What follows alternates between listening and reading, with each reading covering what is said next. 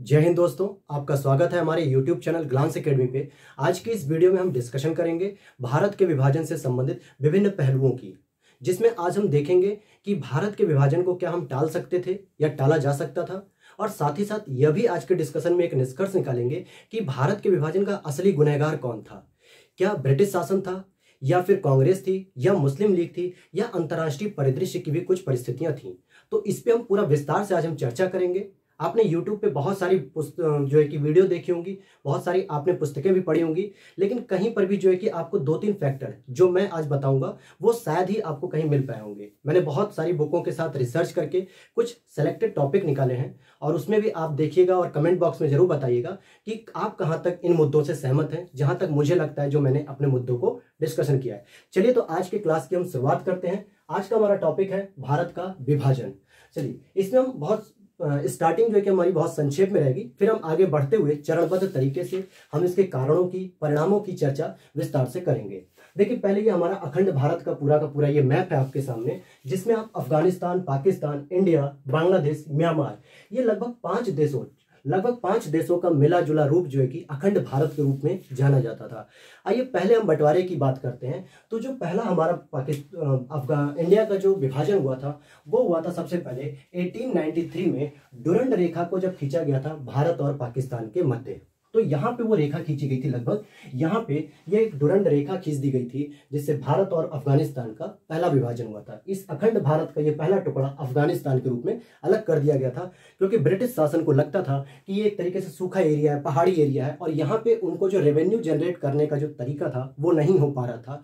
क्योंकि आपको पता है, मौर्य समाज आपने पढ़ा होगा, जो मौर्य साम्राज्य जिसमें अशोक, चंद्रगुप्त मौर्य, उनके शासनकाल में हमारे जो भारत का शासन हुआ करता था, मगध का साम्राज्य, जो कि पेशावर, काबुल, कांधार तक विस्तृत था, यानी अफगानिस्तान, पाकिस्तान, भारत पूरा का पूरा प्राचीन भारत में एकजुट रहता था। लेकिन ब्रिटिश शासन के द्वारा क्या किया गया कि डुरंड रेखा के माध्यम से अफगानिस्तान का पहला टुकड़ा निकालकर अखंड भारत को तोड़ने की शुरुआत 1893 में ही शुरू कर दी गई थी। अगर हम दूसरे विभाजन की बात करेंगे तो 1935 में आप देखेंगे इंडिया और म्यांमार, जो कि भारत के साथ किससे सटा हुआ था, अराकान युमा की पहाड़ियों से संलग्न था, जो हिमालय का ही दक्षिणी विस्तार है। यहां से म्यांमार को भी अलग कर दिया गया, और इस तरीके से हमने देखा कि भारत का ये दूसरा टुकड़ा भी बाहर कर दिया गया। तीसरा जो फाइनल है, जिसपे हम आज पूरे क्लास को लेके जो है कि चर्चा करेंगे, तीसरा हमारा विभाजन है 1947 में इंडिया और पाकिस्तान। यानी ये जो विभाजन की रेखा यहाँ पे हमको देखने को मिलेगी, ये इंडिया और पाकिस्तान, जिसमें पश्चिमी पाकिस्तान हो जाएगा, और ये आपका पूर्वी पाकिस्तान, जो आज बांग्लादेश के रूप में जाना जाता है। ठीक है, तो आज हम इस पर डिस्कशन करेंगे। चलिए, तो आज का हमारा जो केंद्र रहेगा, टॉपिक का जो डिस्कशन होगा, वो भारत और पाकिस्तान की जो विभाजनकारी घटना हुई, जो कि एक दर्दनाक घटना थी, इंडिया और पाकिस्तान का विभाजन 1947 में जो हुआ, जो कि रेड क्लिफ लाइन के माध्यम से अलग कर दिया गया था बांग्लादेश को पूर्वी पाकिस्तान और पश्चिम पाकिस्तान को आज का जो पाकिस्तान है वो कहा जाता था। तो हम इसमें देखते हैं, आपने जो प्रमुख किताबें पढ़ी होंगी, जो बहुत सारे रिसोर्सेज पढ़े होंगे, और आपके भी जब दिमाग में, मन मस्तिष्क में जब भारत के विभाजन की बात आती है, तो 3 से 4 जो है कि पर्सनालिटी आपके दिमाग में तुरंत कवर करती है, कि मोहम्मद अली जिन्ना, या पंडित जवाहरलाल नेहरू, या महात्मा गांधी, सरदार पटेल, या भारतीय राजनीति के जो प्रमुख नेता थे, चाहे फिर उसमें कोई भी हो, मोतीलाल नेहरू हो, चाहे चित्तरंजन दास हो, इन सभी की छवि आपके दिमाग में आ जाती है, और हम वहीं पे एक संकीर्ण सोच तक सीमित रह जाते हैं। लेकिन आज हम इसमें डिस्कशन करेंगे कि यहाँ पे 3 factor number A, B, C, ये 3 फैक्टर भी इसमें एक महत्वपूर्ण भूमिका निभा रहे थे। तो आज हम इन तीनों फैक्टर पे विस्तार से चर्चा करेंगे। देखिए, पहला जो फैक्टर है इंटरनेशनल सिनेरियो। इंटरनेशनल सिनेरियो का क्या मतलब होता है, अर्थात अंतर्राष्ट्रीय परिदृश्य। क्या 1947 में जब विभाजन हो रहा था, तो क्या अंतर्राष्ट्रीय स्तर पे जो महाशक्तियां थीं, USA, रसिया, UK, चाइना, क्या इनका भी कोई दबाव था भारत के विभाजन के लिए, या ब्रिटिश सरकार को ऐसा मजबूरन करना पड़ा? तो आज हम इंटरनेशनल सिनेरियो को भी समझेंगे, जो आपकी नॉलेज में एक नया पॉइंट ऑफ व्यू जोड़ेगा। और आप लोग कमेंट में जरूर बताइएगा कि ये कहां तक आप इस बिंदु से सहमत हैं। देखिए, आपको पता है सेकेंड वर्ल्ड वॉर हमारा चल रहा था, जो सेकेंड वर्ल्ड वॉर की डेट है 1939 से 1945, इस दौरान जो है कि 1944, इस दौरान जो है कि हमारा सेकेंड वर्ल्ड वॉर चल रहा था। और इसी समय आप देख रहे थे कि विश्व में कहीं ना कहीं साम्राज्यवादी विचारधारा को दबाने के लिए उदारवादी विचारधाराओं के द्वारा दबाव बनाया जा रहा था। अर्थात मेरे कहने का मतलब हो रहा है कि यूएसए और रसिया में भी एक कॉन्फ्लिक्ट बना हुआ था। यूएसए और रसिया अर्थात जो कोल्ड वार के रूप में चल रहा था, शुरू हो ही चुका था, क्योंकि सेकेंड वर्ल्ड वॉर के दौरान ही कोल्ड वार की एक जो ज्वाला थी, एक आग थी, वो धीरे धीरे लगनी शुरू हो चुकी थी। दोनों ही महाशक्तियों को ऐसा लग रहा था कि ये आगे चल के एक भयानक रूप ले सकता है। तो दोनों महाशक्तियां इस प्रयास में थी कि अधिक से अधिक जो है कि देश इनके समर्थन में आ जाए, अर्थात कि ये अपने छोटे छोटे जो एक तरीके से प्यादे कह सकते हैं, इन देशों को अपने निकट पर जो है कि बुलाना चाह रहे थे, या एक तरीके से उनको भी अपनी मौजूदगी रख रहे थे। तो इसके चक्कर में यानी यूएसए और रसिया, अब समझिएगा बात को, मैं यहाँ पे कोल्ड वार के एक फेज को इंक्लूड करना चाहता हूँ कि क्या कोल्ड वार का भी एक इम्पैक्ट था भारत के विभाजन पे। तो अब यहाँ पे समझना है कि यूएसए और यूके जो कि हमारा ब्रिटिश शासन था, ये दोनों ही उदारवादी विचारधारा के थे।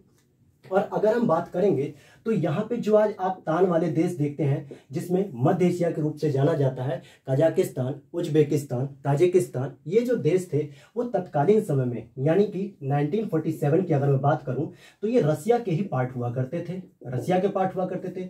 यानी जो 91 में जो विभाजन हुआ अफगानिस्तान से, मतलब रसिया का जो विभाजन हुआ 91 में, वो जो है,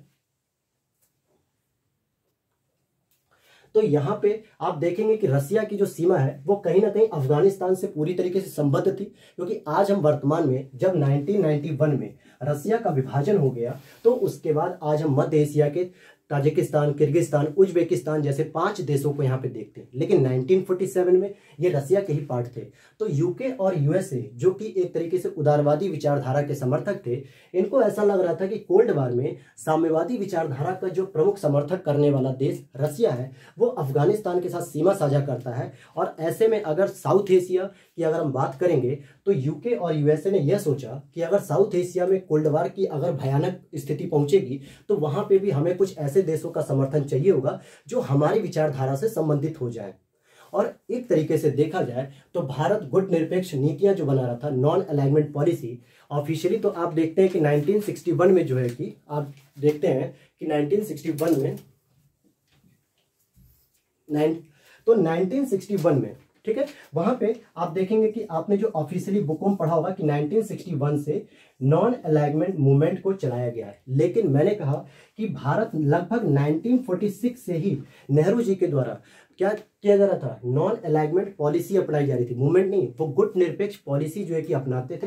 उन्होंने कॉन्स्टिट्यूएंट असेंबली में भी अपने वक्तव्यों में यह जाहिर किया था कि भारत गुट निरपेक्ष नीति का पालन करेगा।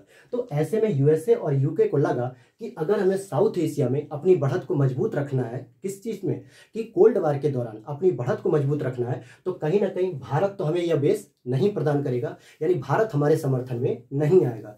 तो उन्होंने सोचा कि क्यों ना ऐसा किया जाए कि भारत का अगर पार्टीशन कर दिया जाए, भारत का अगर पार्टीशन कर दिया जाता है तो पाकिस्तान जो है कि हमें अफगानिस्तान के विरोध में या रसिया के विरोध में हमें यहाँ पे एक समर्थन दे सकेगा। और जिसका अगर मैं प्रमाण की बात करूं तो आपको पता होगा 1990 के दशक में जब अफगानिस्तान से रसिया को खाली करवाया जा रहा था अमेरिका के द्वारा, तो अमेरिका ने इन्हीं पाकिस्तानी सैनिकों को सहायता दी थी, और जिन्होंने अफगानिस्तान में घुस के रसिया की सेना से युद्ध लड़ा। और यहाँ पे रसिया की सेना को जब पीछे हटना पड़ा अमेरिकी दबाव के साथ, तो वहीं से जो है कि तालिबानी जो संगठन आज आप सुनते हैं उसका भी जन्म वहां पे हुआ।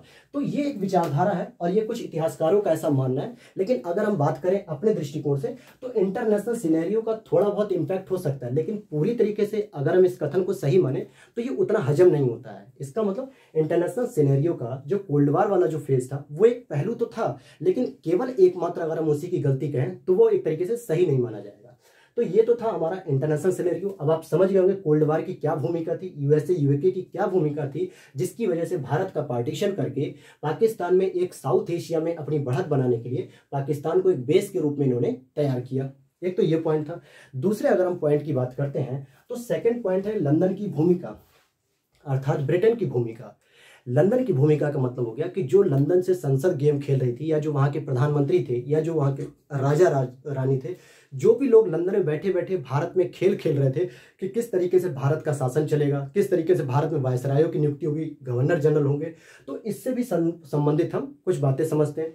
देखिए होता क्या था कि द्वितीय विश्व युद्ध से पहले क्या हो रहा था कि भारत से एक निश्चित रकम जाती थी, निश्चित राशि जाती थी, जिसको दादा भाई नौरोजी ने अपनी पुस्तक में ड्रेन थ्योरी के रूप में बताया कि धन का निष्कासन हो रहा है लगातार। लेकिन द्वितीय विश्व युद्ध में जब ब्रिटेन को भी अपने युद्ध की स्थिति में देखना पड़ा कि बहुत स्थिति गंभीर हो रही है और लगातार उन्हें पैसे मंगाने पड़ रहे हैं भारत से, ऐसे में ब्रिटेन क्या होने लगा कि कर्ज में डूबने लगा। भारत से ही इतना सारा उन्होंने कर्ज ले लिया कि इंग्लैंड की ये कंडीशन हो गई कि उसे खुद भारत को वापस करने पड़ रहे थे रुपए। तो ऐसी स्थिति में ब्रिटिश अधिकारियों को लग रहा था कि अब यहां भारत में रुकना ज्यादा लंबे समय तक हमारे लिए सही नहीं होगा, क्योंकि हम ऑलरेडी कर्जे में इतना डूबते जा रहे हैं। अगर उसके बावजूद भी हम भारत पे शासन करेंगे और भारत से कर्जा लेते रहेंगे तो हमारी स्थिति और भी दयनीय हो जाएगी। उसका भी एक प्रमाण है, आपने मार्शल योजना प्लान सुना होगा, जब यूएसए के द्वारा क्या किया गया कि यूरोपीय देशों की जो आर्थिक हालत खराब हुई थी उसमें जो है कि कहीं ना कहीं उनकी आर्थिक हालत को सुधारने के लिए डॉलर के रूप में सहायता दी गई, जिसको डॉलर डिप्लोमेसी भी कहा जाता है। तो ये तो था दूसरा फैक्टर। तो ऐसे में लंदन से ये आदेश एक तरीके से दिया जा रहा था कि जल्दी से जल्दी आप लोग भारत को खाली करिए और किसी भी तरीके से उस समस्या का समाधान करिए, चाहे वो पार्टीशन करके करिए, चाहे फिर भारत और पाकिस्तान को एकजुट करके करिए। इवन कि मौलाना अबुल कलाम आजाद साहब ने तो अपनी पुस्तक इंडिया विंस फ्रीडम में यह भी कहा है कि जैसे आपने 150-200 सालों तक अगर हम पे शासन किया है तो आप 2 से 3 साल और रुक जाइए, तो हो सकता है हम इस समस्या का समाधान निकाल लें। यानी कांग्रेस और मुस्लिम लीग के बीच में एक समन्वय बना के भारत का विभाजन न करके कोई ना कोई एक तीसरा रास्ता निकाल लिया जाए। लेकिन फिर उन्होंने ये भी लिखा कि आपने तो इसको इतनी जल्दी थी आपको भारत छोड़ के जाने की कि आपने भारत को बांटना ही मुनासिब समझा, वही सही समझा और भारत का विभाजन किया माउंटबेटन योजना के तहत, जिसको हम 3 जून योजना, डिकी बर्ट योजना या मनबाटन योजना के नाम से जानते हैं, और भारत को विभाजित करके जो है कि यहां से चले गए। और आप देखेंगे उपनिवेशी इतिहास की अगर मैं बात करूं, जहां जहां ब्रिटिश ने अपनी कॉलोनी बनाई है वहां वहां कहीं ना कहीं कोई ना कोई एक समस्या खड़ी करके गए हैं। जैसे भारत और पाकिस्तान का विभाजन करके वो लोग यूरोप में जाके शांति से हैं, लेकिन आज भी भारत पाकिस्तान के बीच में कहीं ना कहीं आंतरिक तनाव, बहुत सारी समस्याएं लगातार उनके द्वारा छोड़ी गई हैं। तो ये था आपका दूसरा मुद्दा, जिसके हिसाब से हम कह सकते हैं कि क्या लंदन की भूमिका भी ऐसी थी जिसकी वजह से इंडिया और पाकिस्तान का पार्टीशन करना पड़ा। तो ये तो थे 2 स्टेटमेंट। अब हम बात करेंगे रीजनल फैक्टर की या रीजनल पॉलिटिक्स की, जो आपके दिमाग में सबसे पहले आता है कि भारत का विभाजन, इसका मतलब जिन्ना, नेहरू, पटेल, गांधी, भारतीय लीडरशिप, कांग्रेस, मुस्लिम लीग, इन सभी का दिमाग में आपके एक तरीके से सिनेरियो आता है। जबकि आज हमने क्या सीखा, इंटरनेशनल सिनेरियो क्या कह रहा था और लंदन की भूमिका क्या कहती है। ये दोनों भी एक नए पॉइंट मैंने ऐड करने की कोशिश की है। मैं उम्मीद करता हूं कि आपको ये चीजें यहाँ पे समझ में आई होंगी। अब हम बात करेंगे सबसे इंपॉर्टेंट रीजनल फैक्टर या रीजनल पॉलिटिक्स की। देखिए, जब आप देख रहे थे राजा राम मोहन राय, रामकृष्ण परमहंस की स्थापना विवेकानंद जी के द्वारा की गई, स्वामी दयानंद सरस्वती, इस तरीके के जितने भी समाज सुधारक जब समाज में सुधार कर रहे थे, तो कहीं ना कहीं जो हिंदू सुधारक थे उन्होंने हिंदू सुधारों के हिसाब से प्राचीन भारत की महिमा मंडन किया, उसकी मान्यताओं का महिमा मंडन किया। चाहे वो वेदों की ओर लौटने का नारा हो या बाल गंगाधर तिलक के द्वारा गणेश उत्सव जैसे जो है कि त्योहार शुरू किए गए।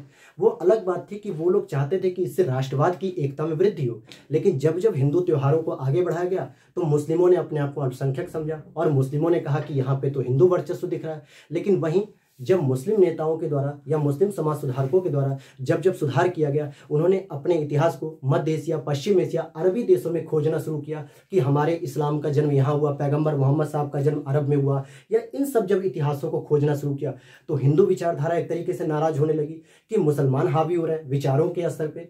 जैसे एक गलती यहाँ पे सर सैयद अहमद खान साहब ने भी कर दी थी। वो चाहते थे कि मुसलमानों का भला हो, मुसलमान शिक्षित हो और एक अच्छे स्तर पे पहुंचे, लेकिन उन्होंने जो तरीका अपनाया वो शायद गलत हो गया, क्योंकि उन्होंने अंग्रेजों के साथ जो है कि हिमायत की और उन्होंने कहा मुसलमानों को कि कांग्रेस के साथ समर्थन न करें। और इसके पीछे उनका रीजन बंटवारे का बिल्कुल भी नहीं था। ये साफ उन्होंने लिखा है कि वो बंटवारे के रीजन में बिल्कुल नहीं थे, बस वो चाहते थे किसी भी तरीके से आर्थिक सहायता मिल सके, उनको कुछ पैसे से मदद मिले जिससे वो मतलब मुसलमानों की जो दयनीय स्थिति थी उसमें सुधार कर सके।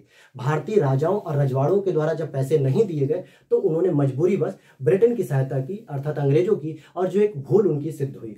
तो ये कारण थे। तो ये तो थे समाज सुधार के आधार पे। लेकिन अब हम बात करते हैं कि क्या केवल यही 3 फैक्टर थे या और भी फैक्टर थे, तो हम उसको भी इंक्लूड करते हुए चलते हैं इसमें। देखिए, तो आपने देखा कि भारत विभाजन के अंतर्गत हमने 3 पहलुओं को देखा, रीजनल फैक्टर यानी पॉलिटिक्स, इंटरनेशनल सिनेरियो और साथ ही साथ लंदन की भूमिका। अब जरा हम रीजनल फैक्टर के अंतर्गत जो हमने देखा, सामाजिक सुधारकों की जो भूमिका रही इसमें, कि हिंदू जो है कि बढ़ोतरी दी गई या किसी ने अपने कार्यों के द्वारा मुस्लिम यानी इस्लाम की बढ़ोतरी की, तो इसमें भी एक खाई बनती गई, यानी रिफ्ट, यानी जो गहराई थी वो और बढ़ती गई तनाव की। तो इन सभी पहलुओं के साथ साथ अब हम देखेंगे रीजनल पॉलिटिक्स के अंतर्गत हम पहला हेडिंग इसमें देखते हैं कि क्या विभाजन को टाला जा सकता था।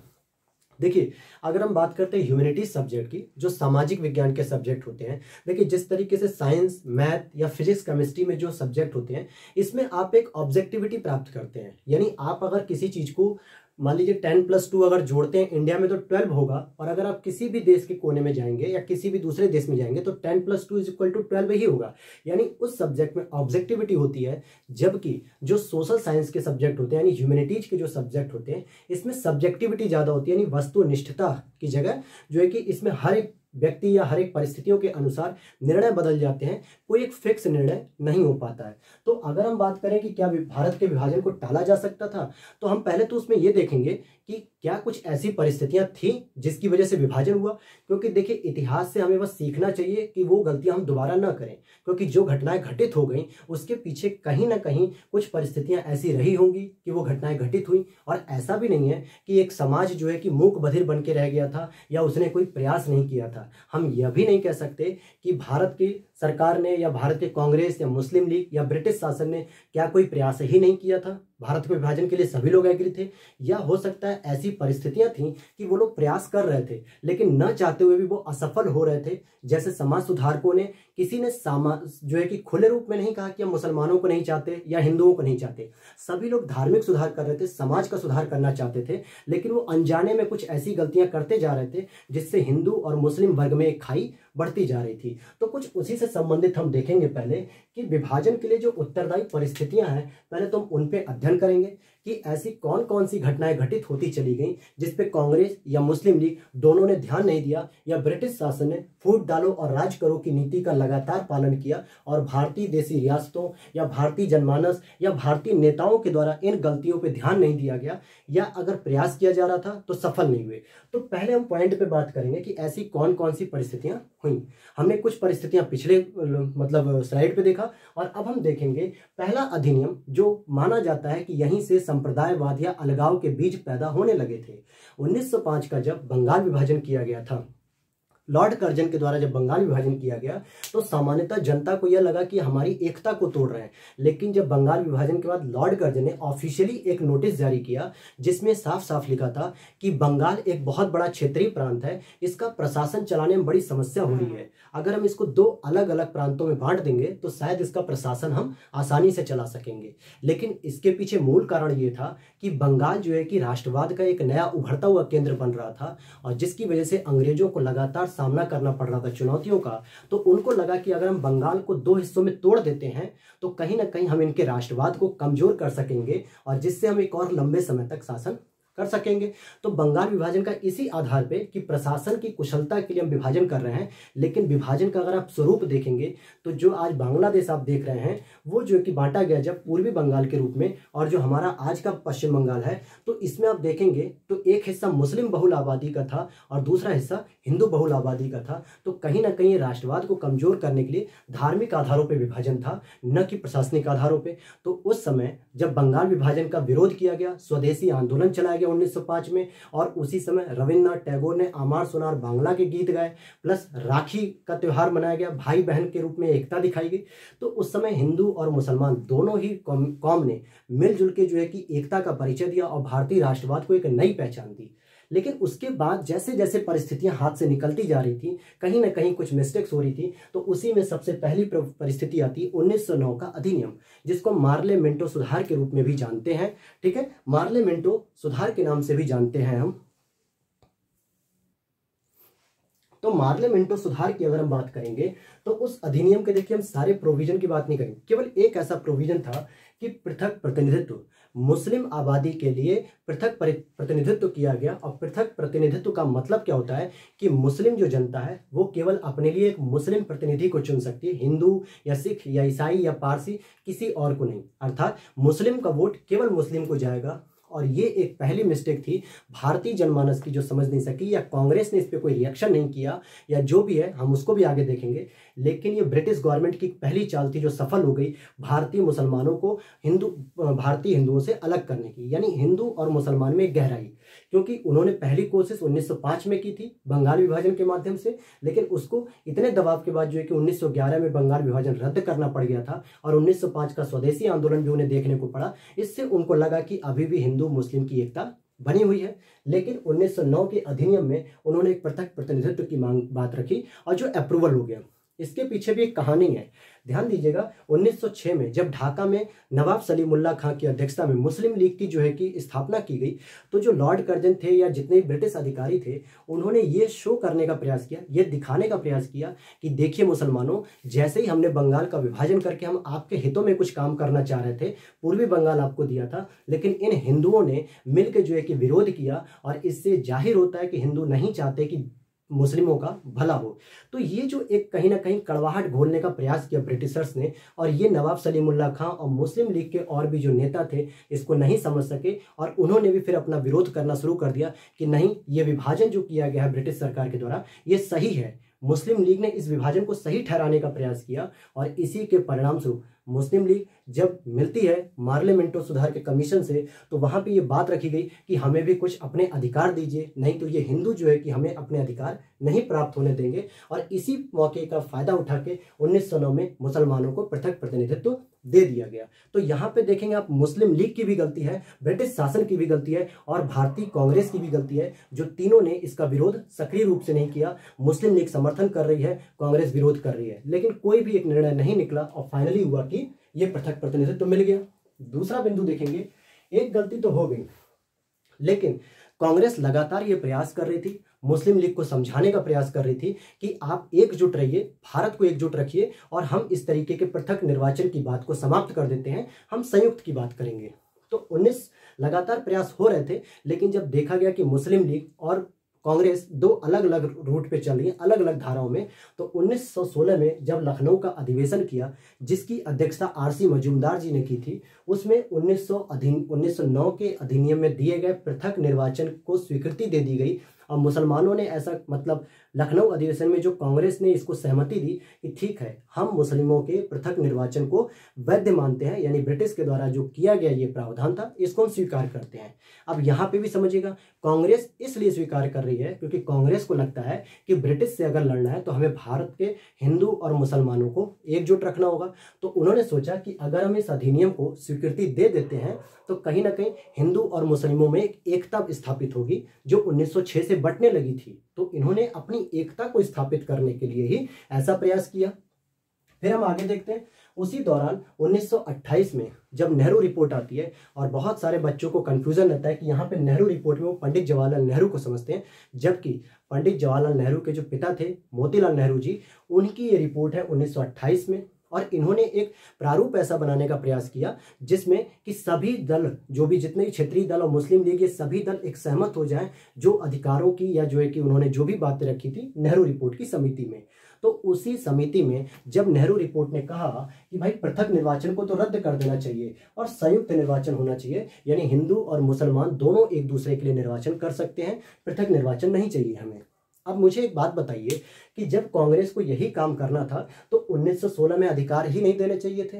अगर मैं एक एग्जाम्पल के तौर पे कहूं, आपको संविधान के द्वारा अधिकार दिए गए हैं, और अगर जब उन अधिकारों को सरकार छीनती है, या किसी भी वजह से कोई दूसरा व्यक्ति या राज्य या प्राइवेट इंस्टीट्यूट जब आपके अधिकारों का हनन करता है, तो हम तुरंत भागते हुए आर्टिकल 226 का प्रयोग करके हाई कोर्ट या आर्टिकल 32 का प्रयोग करके सुप्रीम कोर्ट में जाते हैं। यानी आपको अधिकार दिया गया है और उसके बाद अगर आपसे छीना जाता है तो बहुत दुख होता है। या तो फिर संविधान में हमें अधिकार ही नहीं दिए गए होते, जैसे चाइना में देख लीजिए, अधिकार दिए गए लेकिन वो नाम मात्र के हैं, उनका व्यवहारिक प्रयोग नहीं होता है, तो आदमी उसी हालत में जीने की स्थिति में आ गया होता है। अर्थात अगर आप एक बार रोटी दे देते हैं तो दोबारा रोटी छीनेंगे तो बहुत पीड़ा होगी। यही काम लखनऊ अधिवेशन में किया गया कि एक बार अधिकार दिए गए लेकिन नेहरू रिपोर्ट से वो अधिकार दोबारा छीने जा रहे थे, जिसकी वजह से मुस्लिम लीग और मुसलमानों में एक रोष पैदा हो गया और गुस्सा पैदा हुआ, और इसी रिपोर्ट को खारिज करते हुए जिन्ना ने अपनी एक 14 सूत्री मांग प्रस्तुत की। और जिन्ना ने अब क्या कहा कि नहीं, जिन्ना की पर्सनालिटी पे अगर मैं एक बात कहना चाहूँ तो जिन्ना को भी आपको सोचना चाहिए कि क्या जिन्ना शुरू से ही ऐसे स्वभाव से थे कि उनको पाकिस्तान चाहिए था। तो मेरा जो अपना एक्सपीरियंस है, जो मैंने किताबों को पढ़ा है और अध्ययन किया, वहाँ ये समझ में आया कि जिन्ना ने जो है कि कभी भी एक तरीके से शुरू में पाकिस्तान की बात नहीं की थी। वो एक राष्ट्रवादी नेता थे और वो राष्ट्रवादी नेता के रूप में ही उभरना चाह रहे थे। इवन कि जब खिलाफत आंदोलन जो कि तुर्की के खलीफा के लिए किया गया था, तो उन्होंने गांधी को चेतावनी भी दी थी कि आप ये खिलाफत आंदोलन को असहयोग आंदोलन से मत जोड़िए, क्योंकि खिलाफत एक धार्मिक आंदोलन है और असहयोग एक राष्ट्रीय आंदोलन है। अगर आप धार्मिक और राष्ट्रीय आंदोलन को आपस में जोड़ेंगे तो ये भारतीय समाज के लिए खतरनाक सिद्ध हो सकता है। यानी एक ऐसा व्यक्ति जो बाद में चल के पाकिस्तान की मांग कर रहा है, लेकिन पहले वो गांधी जी जैसे महापुरुष को भी आगाह कर रहा है कि आप इस समस्या को आगे बढ़ा सकते हैं। तो इसका मतलब क्या हुआ, जिन्ना नहीं चाहते थे शुरू में पाकिस्तान, लेकिन कुछ परिस्थितियां ऐसी होने लगी, कांग्रेस के द्वारा कुछ गलतियां ऐसी होने लगी कि जिन्ना को लगने लगा कि नहीं, हम यहाँ पे अल्पसंख्यक की स्थिति में आ रहे हैं और हमारे अधिकारों को दोबारा छीना जा रहा है, कर्टल किया जा रहा है। इसीलिए वो इसके विरोध में आते हैं, मुस्लिम लीग के रूप मतलब नेहरू रिपोर्ट के विरोध में आके 14 सूत्री मांग देते हैं। और उसमें उन्होंने कहा कि पृथक निर्वाचन होना चाहिए और साथ ही साथ अवशिष्ट शक्तियां जो कि किसको होनी चाहिए, प्रांतों में होनी चाहिए। अवशिष्ट शक्तियां प्रांतों में होनी चाहिए, क्योंकि जिन्ना जिन प्रांतों की मांग कर रहे थे तो उनको लगा कि अवशिष्ट शक्तियां अगर प्रांतों में मिल जाएगी, क्योंकि मुस्लिम लीग एक क्षेत्रीय पार्टी के रूप में अपनी पकड़ को मजबूत कर सकती थी। वैश्विक अर्थात देश के स्तर पे, राष्ट्रीय स्तर पे उसकी पकड़ मजबूत नहीं थी। इसलिए उसको लगा कि अगर हम क्षेत्रीय पार्टी के रूप में भी कार्य करेंगे तो क्षेत्रीय पार्टी के रूप में क्षेत्रीय प्रांत जो होते हैं उनको जब अवशिष्ट शक्तियां मिलेंगी तो उसका मुस्लिम लीग सही तरीके से प्रयोग कर सकेगी। इसीलिए उन्होंने अवशिष्ट शक्तियां और पृथक निर्वाचन की बात रखी थी। इसी कड़ी में हम अगला पॉइंट देखते हैं 1930 में मोहम्मद इकबाल जी ने, जिन्होंने ये गीत गाया सरफरोशी की तमन्ना अब हमारे दिल में है। यानी ऐसे गीतों के माध्यम से जो राष्ट्रवाद की भावना को बढ़ा रहे थे, एकजुटता का परिचय दे रहे थे, लेकिन उन्होंने भी मुस्लिम प्रांत पर बल देना शुरू किया कि मुस्लिमों के लिए एक अलग प्रांत होना चाहिए। मेरे शब्दों पे फोकस करिएगा कि उन्होंने मुस्लिम देश को जो है कि नहीं कहा कि कोई मुसलमान का देश नहीं होना चाहिए, बल्कि मुस्लिम के लिए एक प्रांत होना चाहिए जो भारत का ही हिस्सा रहेगा। और इसी कड़ी में आगे बढ़ते हुए 1930-35 में रहमत अली चौधरी साहब ने पाकिस्तान नाम से एक मुस्लिम राष्ट्र की अवधारणा प्रस्तुत की। कि मुसलमानों के लिए एक पृथक राष्ट्र होना चाहिए। शब्दों पे फोकस करिएगा। रहमत अली चौधरी साहब ने राष्ट्र की बात की, यानी एक अलग देश की, जबकि मोहम्मद इकबाल साहब ने एक प्रांत की बात की थी जो देश के अंतर्गत ही रहेगा, लेकिन अपनी शक्तियों का प्रयोग स्वतंत्र रूप से करेगा। अगर मैं बताऊं आपको कि जो बात की गई थी, तो उसमें देखिए जो पाकिस्तान वर्ड था, इस पाकिस्तान शब्द की बात करेंगे तो पी से यहाँ पे पाकिस्तान पंजाब हो जाएगा, नॉर्थ वेस्ट फ्रंटियर प्रोविंस जिसको हम अफगानिस्तान के रूप से भी जानते हैं, अफगान प्रोविंस, कश्मीर, सिंध और बलूचिस्तान, ये 5 टेरिटरीज थी जिनको मिला के पाकिस्तान शब्द का निर्माण किया रहमत अली चौधरी साहब ने। तो ये वो प्रोविजंस आ रहा है जिनकी वजह से ऐसा लग रहा था कि कांग्रेस लगातार प्रयास करने में या तो विफल हो रही है या मुस्लिम लीग सफल होते हुए दिख रही है कि उसको जल्दी ही एक अलग मुस्लिम राष्ट्र मिल सकता है। आगे देखते हैं। सबसे बड़ा एक पॉइंट मुझे लगता है जो 1937 का, आपने सुना होगा कि 1937 में क्षेत्रीय चुनाव हुए थे, यानी प्रांतीय चुनाव हुए थे, जिसमें कांग्रेस को लगभग 5 से 6 राज्यों में पूर्ण बहुमत मिला, सरकार बनाई उन्होंने। मुस्लिम लीग को भी 1-2 राज्यों में शायद बहुमत मिला या वो भी कम मिल पाया था। तो कांग्रेस ने जब संयुक्त प्रांत में चुनाव लड़ा, संयुक्त प्रांत का मतलब किसे कह रहा हूं मैं, यूपी को कह रहा हूं, यूपी वाले हिस्से को अगर मैं यहाँ पे इंडिकेट कर दूं, इसको संयुक्त प्रांत के नाम से जाना जाता था। 1950 में इसको उत्तर प्रदेश का नाम दिया गया। तो जब प्रांतीय चुनाव हो रहा था, तो प्रांतीय चुनाव में क्या था कि कांग्रेस और मुस्लिम लीग ने दोनों ने मिलकर जो है कि आपसी सहमति से, यानी आपसी गठबंधन से चुनाव लड़ने का वादा किया।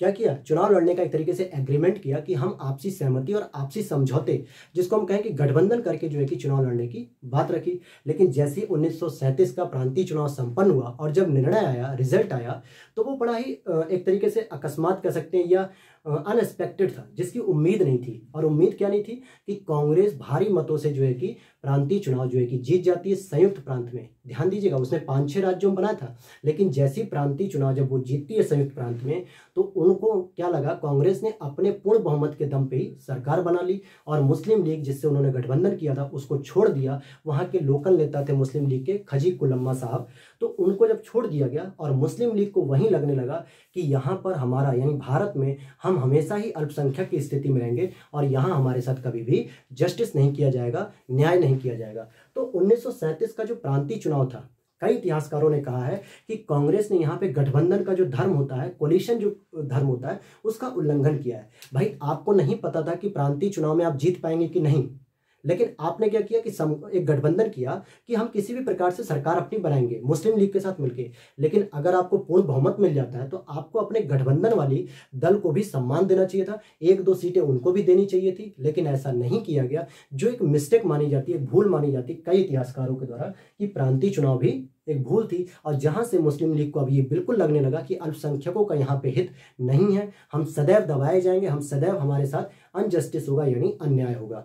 और इन्हीं सब चीज़ों को ध्यान में रखते हुए जिन्ना जो है कि जिन्ना वहीं पे जिन्ना तो बाद में आएंगे, 1937 में फिर मुस्लिम लीग ने यह भी कहा कि प्रांतीय चुनाव में कि इस्लाम खतरे पे है। ध्यान दीजिएगा मेरे फोकस में, मेरे वर्ड पर ध्यान दीजिएगा कि उन्होंने साफ साफ कहा कि भाई इस्लाम अब खतरे में है। इस्लाम का मतलब अल्पसंख्यक खतरे में है। और सोचिए जब सीधे सीधे कोई दल एक देश में किसी धर्म विशेष को कहे कि खतरे में है, तो इसका मतलब क्या हुआ कि उग्र सांप्रदायिकतावाद का चरण शुरू हो गया। यानी 1937 में जो कांग्रेस ने मुस्लिम लीग के साथ गठबंधन किया था, जब उसको छोड़ दिया चुनाव जीतने के बाद, तो मुस्लिम लीग ने क्या कहा कि इस्लाम खतरे में है और हम जो है कि अल्पसंख्यक रहेंगे, हमारे साथ अन्याय होगा। और ऐसी स्थिति में उग्र सांप्रदायिकतावाद का चरण शुरू हो गया। एक तरफ मुस्लिम लीग का उग्र रूप से यानी जोरों शोर से जिन्ना समर्थन कर रहे थे, तो वहीं हिंदू जो है कि नेता थे, हिंदूवादी पथ पे चलकर गोलवलकर हो गए, सावरकर हो गए, हिंदू महासभा हो गई, इन्होंने भी मुस्लिमों का एक तरीके से बाइकआउट किया या दूर हटने लगे इनसे।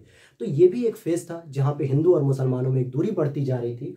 वहीं अगर हम देखें लाहौर का अधिवेशन 1940 का, और इसी लाहौर अधिवेशन जो कि मुस्लिम लीग का था, आपको पता है 1929 में भी एक लाहौर अधिवेशन होता है जिसकी अध्यक्षता पंडित जवाहरलाल नेहरू ने की थी और उसी समय उन्होंने पूर्ण स्वतंत्रता या पूर्ण स्वाधीनता दिवस घोषित किया था। लेकिन ये जो लाहौर हो रहा है अधिवेशन, ये मुस्लिम लीग का हो रहा है, जहां पे जिन्ना के द्वारा पाकिस्तान का प्रस्ताव पारित किया कि अब हमें पाकिस्तान प्रस्ताव चाहिए, जिसको पारित कर दिया गया मुस्लिम लीग के द्वारा। और इसी में जब हम 1946 में चलेंगे, अब यहाँ पे हम सी राजगोपालाचारी फॉर्मूले की बात नहीं करेंगे क्योंकि वो इतनी डिटेल में नहीं जाएंगे, लेकिन 1946 में जो है कि कैबिनेट मिशन में जो है कि पाकिस्तान जो है कि, तो देखिए, तो 1946 में फिर कैबिनेट मिशन आता है। कैबिनेट मिशन एक उम्मीद लेकर तो आता है, क्या उम्मीद लेकर आता है, लेकिन कैबिनेट मिशन और कांग्रेस को खुद नहीं पता था कि मुस्लिम लीग इतना घातक स्वरूप इकट्ठा कर लेगी, यानी इतना घातक हो जाएगी। तो अभी तक के प्रोविजन में तो हम देख रहे हैं कि कहीं ना कहीं कांग्रेस की भी गलती है, कहीं ना कहीं कांग्रेस की भी गलती है। और 1946 के बाद जो आप कार्यवाही देखेंगे उसमें मुस्लिम लीग की भी बहुत बड़ी गलती हो जाती है। देखिए, अंग्रेज तो केवल अपना फूट डालो राज करो की नीति पे काम कर रहे थे जिस तरीके से, और उसी तरीके से कहीं ना कहीं जो कांग्रेस की गलतियां दिख रही थी, मुस्लिम लीग की दिख रही थी। 1946 के बाद मुस्लिम लीग की भी गलती सीधे दिखती है, क्योंकि कैबिनेट जब मिशन आता है तो वो कहता है कि पाकिस्तान की मांग को खारिज करता है। जो जिन्ना ने जब पाकिस्तान की मांग रखी तो उन्होंने कहा कि नहीं, पाकिस्तान नाम का कोई भी नया राष्ट्र नहीं बनेगा, इसी भारत के अंतर्गत आपको रहना है, जो चुनावी सीटें चाहिए या जो भी क्षेत्र चाहिए वो आप ले सकते हैं, लेकिन भारत के अंतर्गत रहेंगे। तो कांग्रेस को बड़ी खुशी हुई कि चलिए कैबिनेट मिशन ने एक ऐसा प्रस्ताव दिया कि पाकिस्तान की मांग खारिज कर दी, यानी भारत का विभाजन नहीं होगा। ये बड़ी खुशी की बात थी। और वहीं पे कैबिनेट मिशन ने कहा कि एक अंतरिम सरकार बनाई जाएगी जिसमें मुस्लिम लीग भी शामिल होगी और साथ ही साथ देसी रियासतों के भी लोग शामिल होंगे और कांग्रेस के भी प्रतिनिधि शामिल होंगे। तो कांग्रेस इस बात पर सहमत हो जाती है कि ठीक है, हम मुस्लिम लीग के साथ मिलकर सरकार चलाएंगे और अंतरिम सरकार बनाएंगे, और जब तक संविधान सभा के द्वारा हमारा संविधान नहीं बना दिया जाता तब तक हम मुस्लिम लीग और साथ ही साथ कांग्रेस के द्वारा सरकार चलाई जाएगी। लेकिन यहां पर एक दिक्कत आ जाती है कि मुस्लिम लीग इस चीज का विरोध करने लगती है, क्योंकि उसको जब पता चलता है कैबिनेट मिशन ने पाकिस्तान की मांग को खारिज कर दिया है, तो मुस्लिम लीग के द्वारा क्या किया गया, विरोध किया गया। क्या किया गया, विरोध किया गया, और एक कार्यवाही की जाती है जिसका नाम होता है 16 अगस्त के रूप में की जाती है। 16 अगस्त 1946 को की जाती है, और जिसका क्या नाम है दोस्तों, प्रत्यक्ष कार्यवाही दिवस, या कहीं कहीं आपको पुस्तकों में सीधी कार्यवाही दिवस के रूप में भी मिलेगा। अर्थात जिन्ना ने यह भी कहा मुस्लिम लीग के साथ कि हम लड़कर लेंगे पाकिस्तान, लेकिन लेकर रहेंगे, स्टेटमेंट को देखिए, हम लड़ कर लेंगे पाकिस्तान, लड़ कर लेने का मतलब हो गया यहाँ पर कि कहीं ना कहीं अब विद्रोह होगा, कहीं ना कहीं अब राइट्स होंगे, दंगे होंगे, आगजनी होगी, बहुत सारे लोगों की जानें भी जा सकती हैं। तो प्रत्यक्ष कार्यवाही दिवस जो कि काला दिन माना जाता है, ब्लैक डे माना जाता है हमारे इतिहास में, तो मुस्लिम लीग के द्वारा ये जो है कि 1946 में प्रत्यक्ष कार्यवाही दिवस की घोषणा की गई, और जिसके बाद हजारों लाखों की संख्या में लोगों के साथ नरसंहार किए गए, बलात्कार भी हुए, कई लोगों को घर से उजाड़ दिया गया, आग लगा दी गई, कई गांव जला दिए गए। बहुत ही भीषण एक नरसंहार की प्रक्रिया चल रही थी। अब जरा एक पहलू आपका छूट रहा है जो मैं बताना चाहूंगा, जो एनालिसिस के स्तर पे है, और मुझे लगता है आप देखिए 1942 तक महात्मा गांधी जो कि कहते हैं 1942 में जब स्वतंत्रता संघर्ष के लिए जब बिल पारित नहीं हो रहा होता है, तो वो कहते हैं कि मैं इसी मिट्टी की धूल से या बालू से कांग्रेस से भी बड़ा आंदोलन खड़ा करूंगा। आखिर गांधी को अगर देखा जाए तो 1945 से लेकर 1947 में जो विभाजन हो रहा है, उस समय गांधी मौन अवस्था में है। तो क्या माना जाए गांधी जी को, क्या मौन अवस्था में रहना यानी वो विभाजन की स्वीकृति दे रहे थे? जबकि गांधी जी ने तो खुद कहा कि भारत का विभाजन अगर होगा तो मेरी लाश के ऊपर से होगा, लेकिन विभाजन पहले हुआ, गांधी जी की मृत्यु 1 साल बाद होती है। इसका मतलब क्या है? लेकिन मैं यहाँ पे कोई आरोप नहीं लगा रहा हूं। देखिए, मेरा अपना व्यू हो सकता है, आपका अपना पर्सनल व्यू हो सकता है, लेकिन ये सोचने की बात है कि जिस एक बूढ़े व्यक्ति के कहने पर पूरा देश एकजुट हो जाता था, आखिर वो भारत विभाजन के दौरान 1945 से 47 तक क्यों मौन हो गया? क्यों उसने कोई सक्रिय विरोध नहीं किया? सविनय अवज्ञा आंदोलन किए, असहयोग आंदोलन किए, स्वतंत्रता संघर्ष का आंदोलन किया, तमाम उन्होंने आंदोलन के रचनात्मक कार्य किए, लेकिन यहाँ पे वो क्यों मौन है? यहाँ पे उनका कोई सक्रिय योगदान क्यों नहीं मिलता है कांग्रेस की तरफ से या भारत विभाजन को रोकने की तरफ से? बहुत सारी जगहों पे ये प्रश्न उठता है कि आखिर गांधी यहाँ पर क्या कर रहे थे। तो एक ये भी प्रश्न है जो आप लोग विचार करिएगा, और कमेंट बॉक्स में अगर आपको कुछ बताना होगा तो आप बता सकते हैं गांधी के बारे में यहाँ पर कि क्या उनकी भूमिका थी। जहां तक मैं जानता हूं तो मुझे ये लगा। एक और पहलू छूट रहा है कि यहाँ पे एक और गलती थी कांग्रेस के द्वारा भी, क्योंकि कांग्रेस भी चाहती थी कि जो सत्ता मिले वो मध्य वर्ग को मिले। मध्य वर्ग का मतलब इलीट क्लास को, जो संपन्न वर्ग था। आपको भी पता है कि कांग्रेस में अधिकतर लोग कौन थे? या तो पेशे से व्यवसायी थे या फिर वकील थे, यानी एक अच्छी खासी फैमिली से बिलोंग करते थे, मध्य वर्ग के रूप में थे। तो वो कभी नहीं चाहते थे कि आम जनता तक शासन जाए या शक्ति पहुंचे। तो ये भी एक पहलू दिखता है, क्योंकि कांग्रेस की जो कम्युनिकेशन स्किल थी, जो उसका उदारवादी जो दल था, वो कभी नहीं चाहता था कि गांव के आम लोगों से उसका संबंध स्थापित हो या आम जनता से जो है कि वो एक कनेक्टिविटी बनाए। आखिर कांग्रेस के द्वारा विभिन्न जो हिंदुओं के लिए या हिंदू समाज के लिए जो कार्यक्रम चलाए जा रहे थे, मुस्लिम समाज के विकास के लिए कोई कार्यक्रम नहीं दिखाई देते हैं। न ही मुस्लिम जनता से उन्होंने कोई सीधे बात की कि भारत का विभाजन हो रहा है, आप इसको रोकने के लिए प्रयास करिए, कोई आंदोलन खड़ा करिए। गांधी का भी यहाँ पे कोई रोल नहीं दिखता है। तो ऐसे में ये खुद एक प्रश्न बनता है कि कांग्रेस को अगर मुस्लिम जनता से कम्युनिकेट होना होता या मुस्लिम जनता से जो है कि सीधी वार्तालाप करते, तो हो सकता था मुस्लिम लीग के ऊपर दबाव बनाया जाता मुस्लिम जनता के द्वारा कि नहीं, हम आप जो हमको बता रहे हैं कि मुस्लिम लीग जो है कि केवल मुस्लिमों की प्रतिनिधि होगी, तो हो सकता था कि मुस्लिम जनता मुस्लिम लीग पर जो है कि एक दबाव बनाती और शायद भारत के विभाजन को रोका जा सकता था।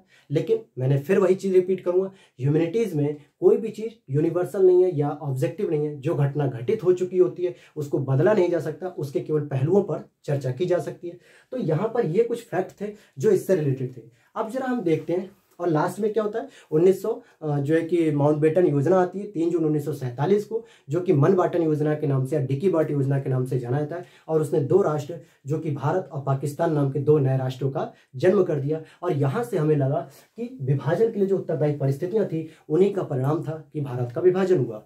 अब एक प्रश्न और उठता है कि आखिर ये हेडिंग जो है कि क्या भारत के विभाजन को टाला जा सकता था? तो देखिए, ये तो वो परिस्थितियां थी जिसकी वजह से लगता है कि ऐसी परिस्थितियां बन चुकी थी, चाहे वो कांग्रेस की गलती कहें या फिर मोहम्मद अली जिन्ना या मुस्लिम लीग की गलती कहें, या फिर आप ब्रिटिश शासन की गलती कह सकते हैं, या अंतर्राष्ट्रीय कोल्ड वार की जो परिस्थितियां थी उसकी भी गलती। तो यहां तो ये विभाजन की परिस्थितियां बन गई और जिसकी वजह से विभाजन हो गया। लेकिन क्या कांग्रेस या गांधी या और भारतीय नेता या राजनेता या जनमानस क्या इसको मुख्य रूप से सुन रहा था, या इसको जो है कि समझ नहीं रहा था, या भारत सरकार के द्वारा अर्थात कांग्रेस के द्वारा कोई प्रयास नहीं किया जा रहा था? तो हम वो भी देखेंगे कि क्या विभाजन को टालने के लिए कोई प्रयास किया गया कि नहीं। तो ये तो थी दोस्तों परिस्थितियां। अब हम अगली हेडिंग में, अगली स्लाइड में देखते हैं कि कौन कौन से ऐसे प्रयास किए जा रहे थे कि जिससे भारत का विभाजन रोका जा सके। तो चलिए हम अगली स्लाइड पर चलते हैं। इसके साथ ही इसको इरेज कर देते हैं। चलिए, तो अब हम देखते हैं, अभी हमने देखा कि क्या भारत के विभाजन को टाला जा सकता था, तो उसकी कुछ परिस्थितियां देखी कि आखिर क्यों नहीं टाला गया। आखिर कौन कौन सी ऐसी घटनाएं घटित हो रही थी जिसकी वजह से लग रहा था कि भारत का विभाजन होना लगभग तय हो चुका है। लेकिन इसका मतलब ये नहीं है कि कांग्रेस या गांधी जी के द्वारा या भारतीय जनमानस के द्वारा कोई प्रयास नहीं किया जा रहा था विभाजन को रोकने के लिए। तो आइए 4 प्रमुख हम प्रयासों की बात करेंगे, जिसमें पहला हम प्रयास देखते हैं 1916 का लखनऊ अधिवेशन। अब आप कहेंगे कि सर अभी तो आपने बताया कि 1916 का लखनऊ अधिवेशन तो परिस्थितियों में था, तो मैं फिर फोकस करूंगा कि विभाजन का एक परिस्थिति बनी थी क्योंकि उन्होंने 1909 के अधिनियम को जो है कि स्वीकार कर लिया था। लेकिन अगर उसकी मूल भावना को आप देखेंगे तो वो क्या करते हैं, मुस्लिम लीग और कांग्रेस एकजुट होकर हिंदू और मुस्लिमों की एकता का एक परिचय दे रहे होते हैं कि किसी बहाने हिंदू और मुस्लिम की एकता जो तोड़ने का प्रयास 1906 में या 1905 में बंगाल विभाजन मुस्लिम लीग की स्थापना के द्वारा किया गया ब्रिटिश के द्वारा उसको फिर से एकजुट करने का प्रयास किया जाए। और इसी एकजुटता को प्राप्त करने के लिए 1919 और 20 में जो है कि खिलाफत आंदोलन के दौरान गांधी जी खिलाफत आंदोलन को एक साथ लेकर हिंदू मुस्लिम एकता को फिर जोड़ने का प्रयास करते हैं कि ताकि जो भी मनमुटाव है, जो मतभेद है, वो दूर हो सके और भारत के कभी टुकड़े ना हो सके। तो ऐसा नहीं कि प्रयास किया जा रहा था, तो एक तो ये प्रयास था, वो अलग बात है कि वो सफल नहीं हो सका। दूसरा 1928 की जो नेहरू रिपोर्ट थी, 1928 की नेहरू रिपोर्ट में यह देखा गया कि भाई जो हमने गलती की थी उस गलती को सुधारने का मौका मिला है। कहते ना कि अगर आपने एक बार गलती कर दी तो कोई बात नहीं, ह्यूमन नेचर है, गलती होती है। इस समय भी व्यक्ति ही थे और आज भी इंसान है, तो गलती सबसे होती है, लेकिन अपनी गलती पर पछतावा करने के बाद उसको सुधारने का प्रयास करना ज्यादा महत्वपूर्ण होता है। तो शायद कांग्रेस ने फिर उस गलती को सुधारने का प्रयास किया और नेहरू रिपोर्ट के अंतर्गत कहा गया कि भाई पृथक निर्वाचन समाप्त किया जाए और साथ ही साथ हम संयुक्त निर्वाचन करेंगे। क्या करेंगे हम? संयुक्त निर्वाचन करेंगे। तो ये भी एक प्रयास था जो इससे लग रहा था कि विभाजन को टाला जा सकता है।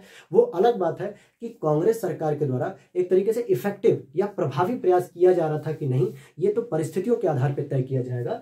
फिलहाल तो अभी हम देखते हैं अगले प्रयास को। देखें 1946 का जो कैबिनेट मिशन है, इसके अंतर्गत भी क्या कहा गया कि पाकिस्तान की जो मांग रखी गई थी उस मांग को खारिज कर दिया गया और मुस्लिम लीग और कांग्रेस के सहयोग से अंतरिम सरकार चलाने का प्रयास किया गया। लेकिन यहां पर एक बात फोकस करने की है कि मुस्लिम लीग ने पहले प्रारंभ में इस अंतरिम सरकार में शामिल होने से मना कर दिया था।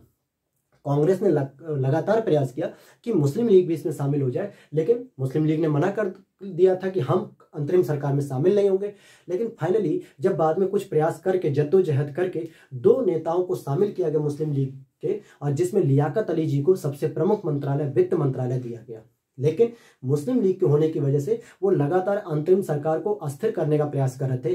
तमाम मंत्रालयों की मांग न मानकर उनको बजट नहीं दे रहे थे, पैसा नहीं देना चाह रहे थे, और इससे क्या हो रहा था कि ऐसा लग रहा था कि मुस्लिम लीग लगातार अंतरिम सरकार के कार्यों में व्यवधान पैदा कर रही है। तो ये भी एक प्रयास था कि आपका विभाजन टाला जा सके। और आखिरी अगर हम बात करें गांधी का प्रयास, मैंने कहा कि 1942 के बाद गांधी जी ने कोई विशेष आंदोलन नहीं किया, 1942 के बाद कोई समग्र आंदोलन नहीं किया। उनकी तो रणनीति थी कि एक बार आंदोलन करो, फिर रचनात्मक कार्य करो, फिर आंदोलन करो, फिर रचनात्मक कार्य करो। तो शायद 1942 के आंदोलन के बाद उन्होंने देखा कि इतना खून खराबा हुआ 1942 में, जनता लगातार मरी है, बहुत सारे लोगों के घर उजड़ गए, परिवार टूट गए, तो उन्होंने रचनात्मक कार्य करना शुरू कर दिया। और रचनात्मक कार्य का मतलब वो हिंदू मुस्लिम की एकता बढ़ाना चाह रहे थे। गाँव गाँव में घर घर जाके उन्होंने अपनी राष्ट्रीय आंदोलन के बारे में बताया, जागरूक किया लोगों को, तमाम तरीके के प्रयास किए जिससे हिंदू मुस्लिम एकता बढ़ सके और सर्वधर्म समभाव, अर्थात सभी धर्मों का समान रूप से सम्मान होना चाहिए, फिर चाहे वो हिंदू धर्म हो चाहे मुस्लिम धर्म हो। तो इस तरीके से गांधी जी के भी प्रयास हुए थे और क्षेत्रीय स्तर पर भी रजवाड़ों के द्वारा, भारतीय जनमानस के भी द्वारा और बंगाल के समाज सुधारकों के द्वारा भी भारतीय और मतलब हिंदू और मुस्लिमों के बीच की जो खाई थी उसको कम करने का प्रयास किया जा रहा था और विभाजन को टालने का प्रयास किया जा रहा था। लेकिन इतिहास गवाह है कि भाई जो घटना घटित हो चुकी है उसको बदला नहीं जा सकता, बस उनसे सीख ली जा सकती है। तो हम यहाँ पे समझते हैं कि गलती नेहरू की थी या जिन्ना की, या गलती कांग्रेस की थी, या गलती फिर मुस्लिम लीग की, या अंतर्राष्ट्रीय परिस्थितियों की गलती थी।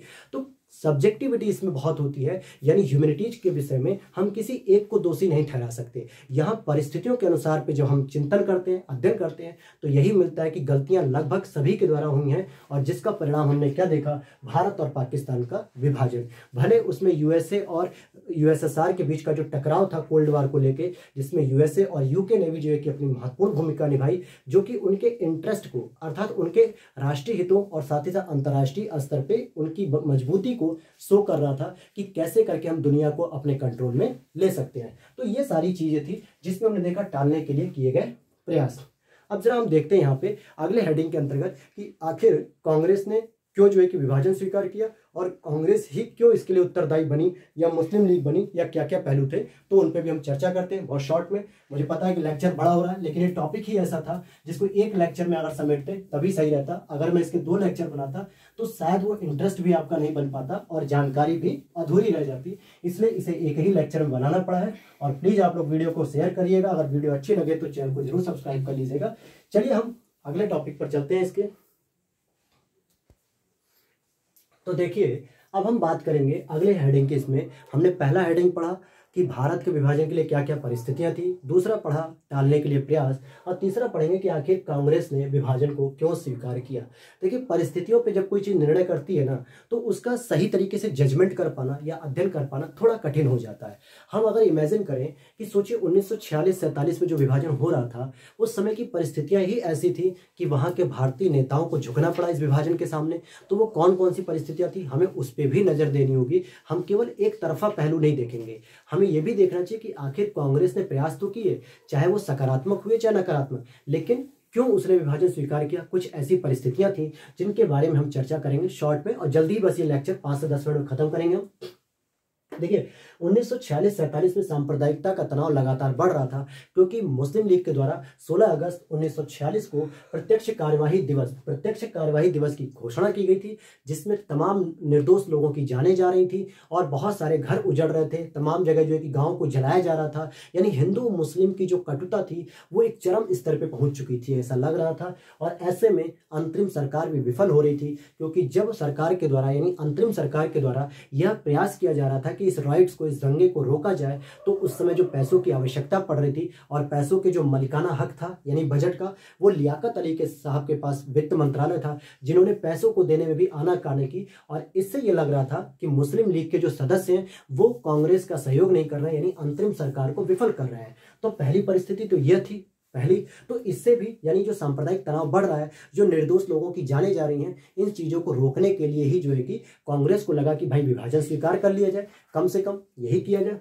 दूसरा देखते हैं, ऐसा होता है कि हमारे सामने भी कभी कभी 2-3 बुराइयां हो जाती हैं। हम हमेशा एक बीच में नहीं खड़े होते कि इधर सच है इधर गलत है, या इधर अच्छी चीजें हैं या इधर बुरी चीजें।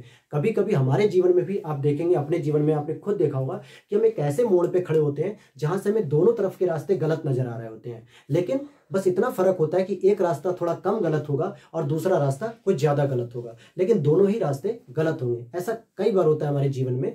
तो कुछ ऐसा ही कांग्रेस के सामने भी था, या भारतीय जनमानस के सामने भी, कि कांग्रेस को लगा कि या तो हम कम बुराई को चूज कर ले या ज्यादा बुराई को। कम बुराई में था कि अगर हम भारत का विभाजन कर देते हैं तो शायद प्रत्यक्ष कार्यवाही दिवस खत्म हो जाएगा, यानी कि जो दंगे हो रहे हैं, जो फसाद हो रहे हैं, जो राइट्स हो रहे हैं, जो हड़तालें हो रही हैं, जो आग जलाई जा रही है, जो बलात्कार किए जा रहे हैं, ये सारी घटनाएं रोकी जा सकती हैं। और मुसलमानों को उनके लिए एक अलग जो है कि जिन्ना के नेतृत्व के अंतर्गत एक पाकिस्तान नाम का जो है कि राष्ट्र दे दिया जाए। तो इससे क्या होगा कि जो निर्दोष लोग हैं, जिनका इस विभाजन में कोई दोष नहीं था या जो है कि उनकी कोई गलती नहीं थी, लेकिन फिर भी उनके परिवारों को झेलना पड़ रहा था। ये आदिकालीन समय से इतिहास इसका गवाह रहा है कि हमेशा इतिहास कुलीन लोगों की कब्रगाह है। अर्थात इतिहास के पन्नों में अगर आप पेज पलटेंगे तो केवल एलीट वर्ग, अमीर वर्ग, धनिक वर्ग, सरकारी वर्ग का ही केवल चर्चा होती है, लेकिन उसमें जो तमाम जो लोग खप जाते हैं, मर जाते हैं, आम जनता जो परेशान होती है, प्रताड़ित होती है, उनके बारे में कोई इतिहास नहीं लिखता। इसीलिए शायद आप देख रहे होंगे कि आम जनता जो आपस में लड़ रही थी, हिंदू मुसलमान, न जिन्ना के परिवार को कोई समस्या हुई, न मुस्लिम लीग के परिवार को कोई समस्या हुई, न कांग्रेस के परिवार को कोई। एक तरीके से देखा है तो आम जनमानस जो है कि बहुत ज्यादा प्रभावित हुआ। और इसी चीज को रोकने के लिए कांग्रेस ने एक कड़ा डिसीजन लिया कि भाई हम विभाजन को स्वीकार करेंगे, बल्कि गृह युद्ध को नहीं।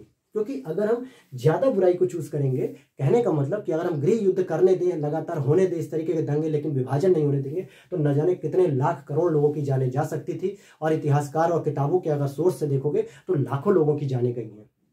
अगला हम देखते हैं, तीसरा पॉइंट था कि भारत को विखंडनीकरण से भी बचाना था। अगर हम एक तरीके से अगर हम इनकी मांग नहीं मानते तो हो सकता है कि कई छोटी छोटी जो देसी रियासतें थी वो अपना एक अलग प्रांत या अपना एक अलग देश बनाने की विचार कर रही थी। ऐसी स्थिति में अगर सरदार पटेल जी की भूमिका को हम नगण्य कर दें तो शायद भारत के और भी टुकड़े हो जाते। इसलिए सरदार पटेल जी की यहाँ पे महत्वपूर्ण भूमिका रही है। इसके बावजूद कश्मीर हो गया, जूनागढ़ हो गया, हैदराबाद की रियासत ने भी परेशान किया, जो बाद में पटेल जी के एक जो है कि बहुत ही साहसी योगदान के कारण भारत में शामिल हुए। तो भारत को विभिन्न रियासतों में टूटने से बचने के लिए भी उन्होंने क्या कहा कि विभाजन को ही स्वीकार कर लिया जाए, निर्दोष लोगों की जान ना जाए, भारत कई पाकिस्तानों में न बढ़ जाए। अभी तो एक पाकिस्तान की मांग हो रही है, हो सकता है अगर ये विद्रोह ऐसे ही चलता रहा तो कहीं ना कहीं और भी कई सारे पाकिस्तान की मांग होने लगेगी, और ऐसे में भारत, जो अखंड भारत हमें देखने को मिल रहा है आज की स्थिति में, ये और भी टूट चुका होता है। तो ऐसी समस्या में इन्होंने कम बुराई को डिसीजन लेना सही समझा कि भाई विभाजन सही हो जाएगा। आखिरी पॉइंट था कि प्रशासनिक और सैन्य ढांचे की भी विफलता हो रही थी, क्योंकि प्रशासन और सैन्य ढांचे जो हो रहे थे वो भी कहीं ना कहीं विफल हो रहे थे, यानी नेतृत्व के विहीन होते, विदाउट लीडरशिप चलते। तो कांग्रेस को एक यह भी डर था कि कहीं भारत में सैन्य तंत्र स्थापित ना हो जाए, यानी आर्मी गवर्नमेंट साथ ना आ जाए या मिलिट्री गवर्नमेंट। और आपको पता है मिलिट्री वाले बहुत डिसिप्लिन में होते हैं, और मिलिट्री गवर्नमेंट में जीवन जीना बहुत ही मुश्किल होता है। जैसे अगर मैं आपको बताऊं तो एक अफस्पा नाम का एक एक्ट है, जो आप जानते भी हैं, सामान्यतः नॉर्थ ईस्ट में क्या है, ये मिलिट्री ही शासन है। यहाँ के लोगों के अधिकारों की जो है कि क्षति कर दी गई है। यहाँ आदमी व्यक्ति अपने किसी भी समय उसके घर में तलाशी हो सकती है, उसको कहीं भी जाने से रोका जा सकता है। तो ऐसे मिलिट्री शासन को लाने से भी रोकना था। इसीलिए कांग्रेस को लगा कि अगर सैन्य ढांचा नेतृत्व विहीन हो जाएगा इस दंगे फसाद में, तो हो सकता है वो सब एकजुट होकर बंदूक की नोक पे या तलवार की नोक पर इस बल से क्या करेंगे कि सैन्य तंत्र स्थापित कर देंगे, जो भारत के लिए बहुत ही खतरनाक साबित होगा। तो ऐसी कुछ परिस्थितियों में जब उनको दो बुराई में से किसी एक बुराई का चयन करना था, तो उन्होंने कम बुराई का चयन किया कि एक पाकिस्तान हमें मंजूर है, हजारों पाकिस्तान और हजारों निर्दोषों की जानें हमें मंजूर नहीं है। तो ये वाली भी एक घटना थी जिसकी वजह से कांग्रेस ने विभाजन को स्वीकार किया। अब जरा हम बात करते हैं कि कांग्रेस को, इसको अगर हम उत्तरदायी मानते हैं कांग्रेस को, तो क्या क्या उसकी परिस्थितियां हुई जिसको हम कांग्रेस को उत्तरदायी माने विभाजन के लिए। जब 1905 का विभाजन हुआ तो कांग्रेस के साथ साथ भारतीय जनमानस ने पूर्ण रूप से जो है कि विरोध किया। साथ ही साथ जब 1932 का जब आया था कम्युनल अवार्ड, जिसमें दलितों को एक अलग निर्वाचन की बात हो रही थी, तब भी कांग्रेस ने बहुत पुरजोर विरोध किया, लेकिन 1909 का विरोध नहीं किया। ये एक गलती थी इस तरीके से। दूसरी गलती अगर हम देखें कि 1932 का तो विरोध किया, लेकिन 1909 का नहीं। वहीं आर्थिक और सामाजिक कार्यक्रम भी नहीं शुरू किए गए थे। मुस्लिम समाज के लिए कांग्रेस के द्वारा कोई विशेष कार्यक्रम नहीं चलाया जा रहा था।